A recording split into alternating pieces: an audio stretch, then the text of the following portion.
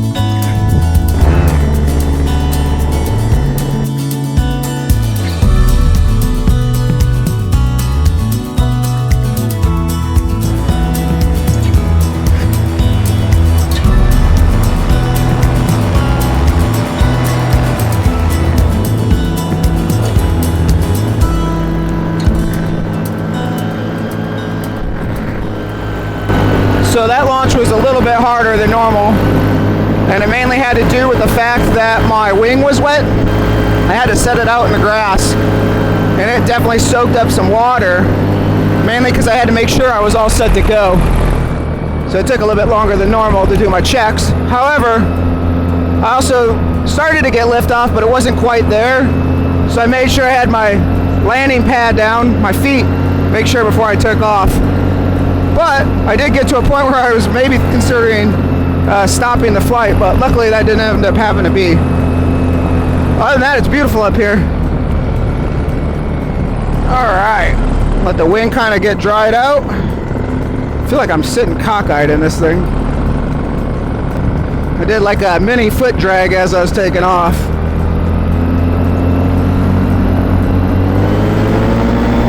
So we are at the original LZ. School is now in session. Let's see if we can see my feet.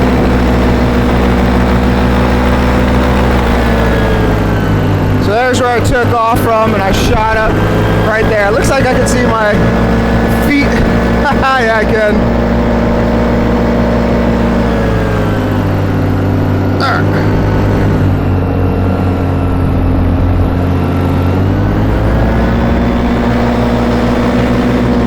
Let's have some fun.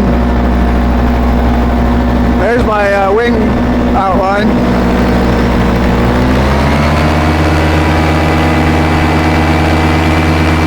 Touch the taps. Woo! Alright, let's get my seat better.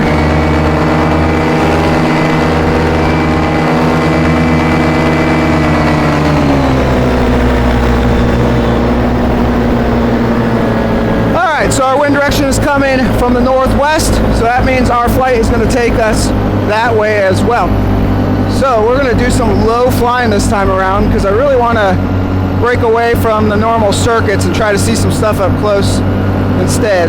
So I think we're going to head around Bex like we did last time and see what we can see. I know there was a really cool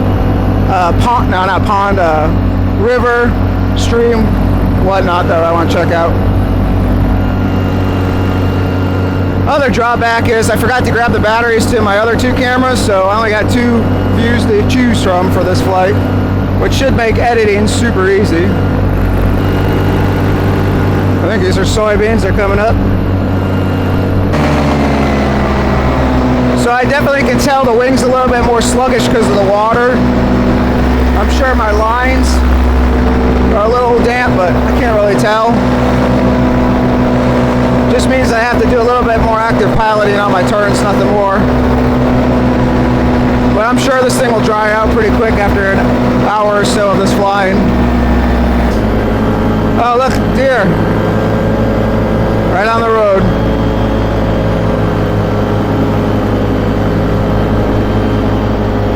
A baby too, I think.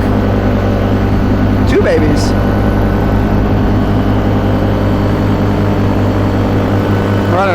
wrong side of the road.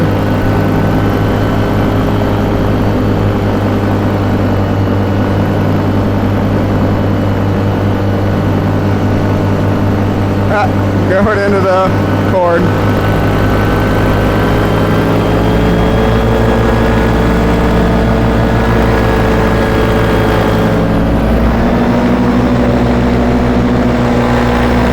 Alright, let's make turn.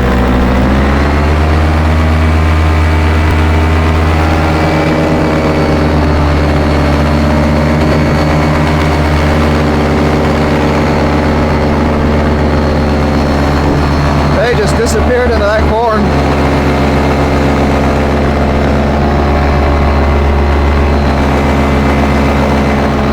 Super cool.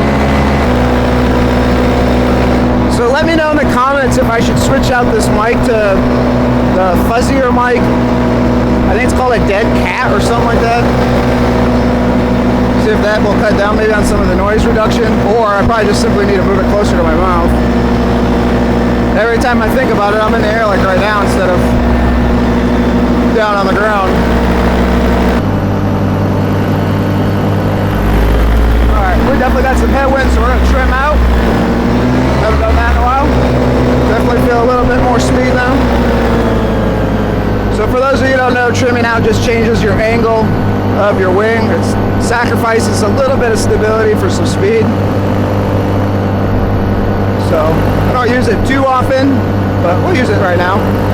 Helps us cut through this wind a little bit more. So I kind of broke my personal rule in the sense of usually if it's 60 degrees, I wear a jacket. It's 60 and I didn't. I'm not regretting it yet, but it's borderline. Absolutely beautiful though. I think what helps is I wear thermal underwear under both tops and bottoms, just to maximize keeping that heat in, because it's really hard to tell. You may think it's hot as crap on the ground, but the moment you get in the air, it's something different. Alright, definitely got a lot of power lines over this area, so let's be careful. I think we're going to hop over here. There's all those hair-cutted corn. Hey, at least not get hit by a ton of bugs. I can start to feel the wind get a little bit more responsive now that it's probably aired out. Also, to be safe, when I get home, I'll still lay it out in my house without putting it in the bag. You don't want any type of moisture to build up in the wing and build up any mildew and deteriorate it faster. So I'll leave it out all day and then put it back in my bag tonight. My setup is I keep my bag in my house, so that kind of helps cut that down on all that. Alright, I got a horse straight ahead, so we're going to go this way to avoid spooking it. Also got to be careful of all these freaking geese. Don't want them to go into the prop or fly above me and poop down on me. Alright, I'm going between you guys.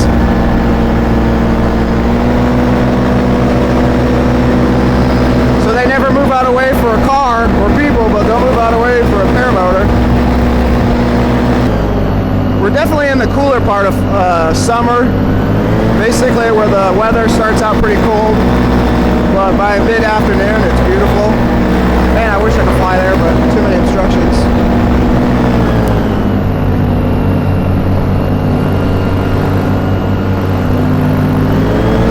Oh, bumpy over here. Some more height. Probably coming over the tops of these trees.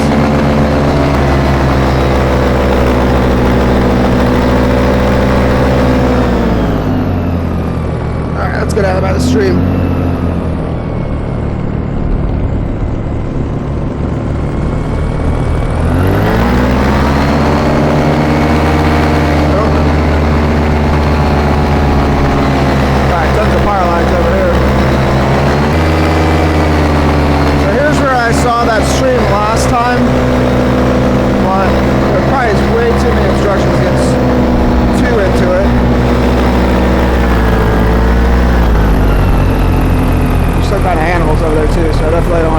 Them.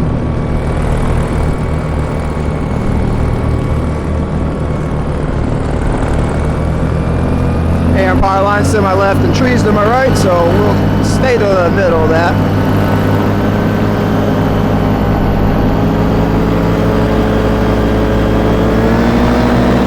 I like this. It's kind of one of those adventures. When I'm driving along my car, I wish I was out and about as opposed to driving to work or wherever. Alright, more horses. Want to stay clear so we don't spook them.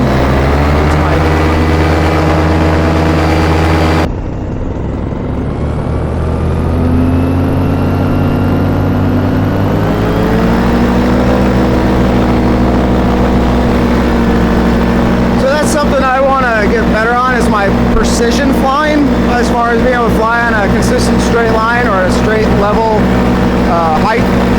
So those little fields like that, or these soybeans and grass, or high grass and corn, are perfect for that, because it gives me a little bit of margin of error as well. Because where my foot hangs is not much different from where the bottom of my hoop is. So if I try to foot drag while still in my seat, I have a high probability of catching my prop or my back on my hoop. So definitely don't want to do that. As part of foot dragging, entitles you to come out of your seat. If you don't come out of your seat, you risk that prop strike. I've repaired this one, and that's from when I very first started flying on my own. I made the mistake of pulling too much brake on my launch. For some reason I had it in my head that that's what helped me get the air. So I didn't release my brake, and I basically just stalled out. But I took a tiny nick out of the back of my wingtip. But I was able to find some coupon and this powder. I made a form.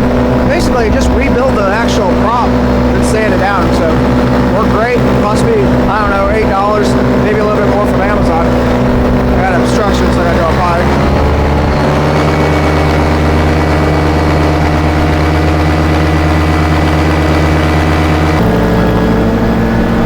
Alright, where do we want to go? So far, I'm getting pulled that way.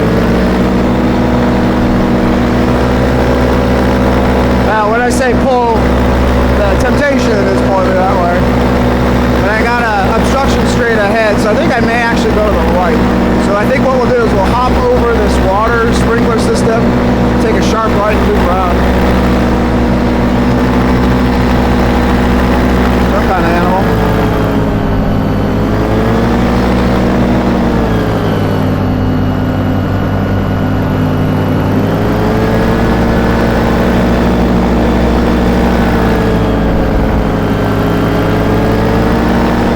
Some news. So I got another fly-in coming in. I spoke about it on the last video. That's in September. There's another one in Lebanon, Indiana, which is about 20 minutes away from me, called Hoosier Daddy Fly-In. Unfortunately, I don't have the days off. Now I do open those days, so there may be a small chance I can get up there, but I don't know. We'll see what happens. That'd be cool if I could get up there. So for it being 3 miles per hour, it's not super smooth. But that just goes to show that the wind forecasts aren't always going to be 100% until you get in the air. You almost have to try it and see, and then make that judgment call whether or not it's flyable for you. I always have the personal opinion that if I'm having to do too much active piloting, then the fun level's not there. So I'd rate this about a 4. So that means we're good.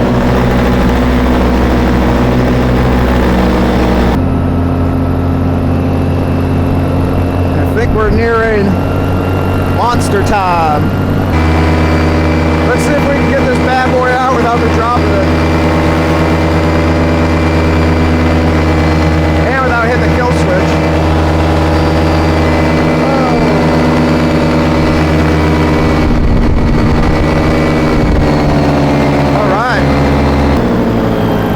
So for that little maneuver, we made sure to gain some height. That way I accidentally did kill the engine. Didn't get in the air. Watch the kill switch. Where the heck is the tab? Ah, this is always so difficult. There we go. All over the place. Yeah, just what I wanted. Ah. That's how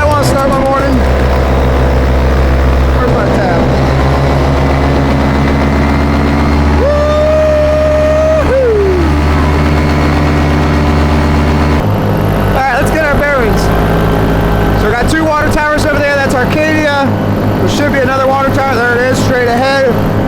That's for the church. That blue one over there is the Cicero one. This looks kind of cool. We're going to swoop down.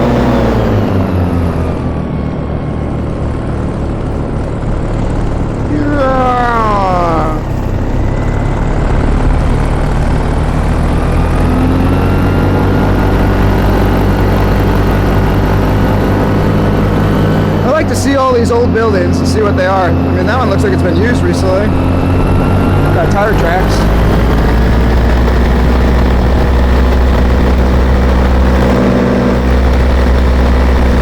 Probably just storage more than anything.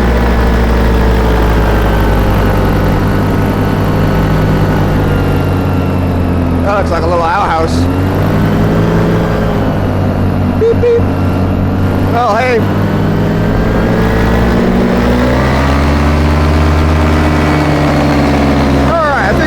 Towards Cicero. Check out our landmarks in sight.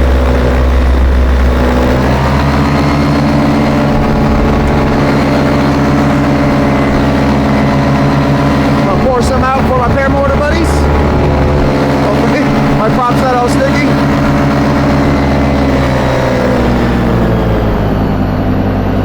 Alright, so I'm gonna fly low in here. Power lines to my left, high tree line to the right. Wind will come over kind of like a rock, so I got to be careful of rotor. So if it gets too bumpy, we'll gain some height.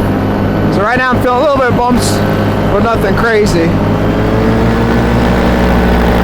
Hey, birdie. Bye, birdie. Man, I love the camp. Yeah, there's that rotor. We will gain some height. Let's go right through here. Watch that rotor.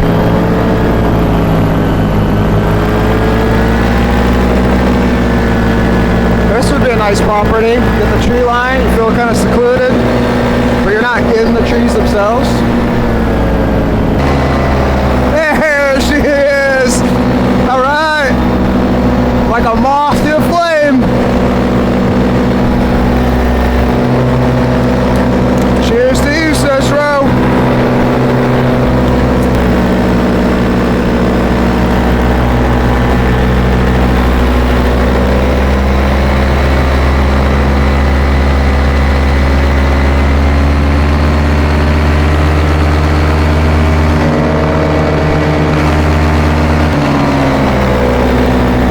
Alright, definitely want to stay clear, let the golfers have their time. So I'll stay off the side here.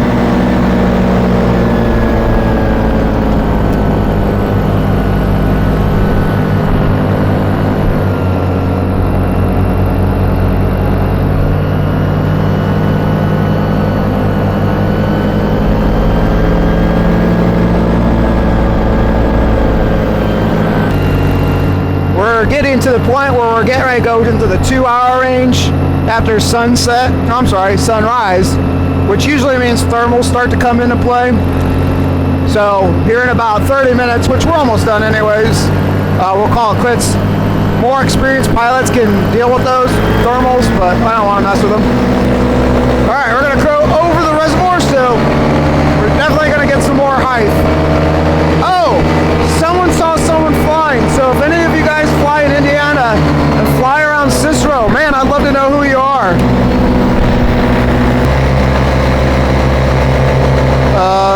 Your car's smoking, dude. Or maybe you're smoking. That back windshield looked fogged. So I am still not comfortable flying over large bodies of water without a lot of height. So if I do fly low, I'm going to stay closer to the shoreline or to this bridge. But I'll probably have to cross over, so I'm going to have to gain some height. I'll use my foot as a glide path. So like right now, if my engine cut out, I got to turn back to the right. But I'll soon pass a point of no return where I need some more height.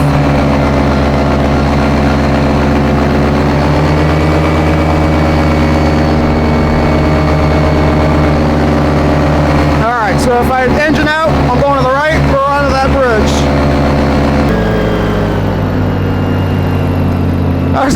weird sensation when I fly directly over a street. Like I need to look both ways. Like right now there's that feeling like a car's coming up behind me. Alright, now we're gonna head back to the LZ. Wrap up this amazing flight.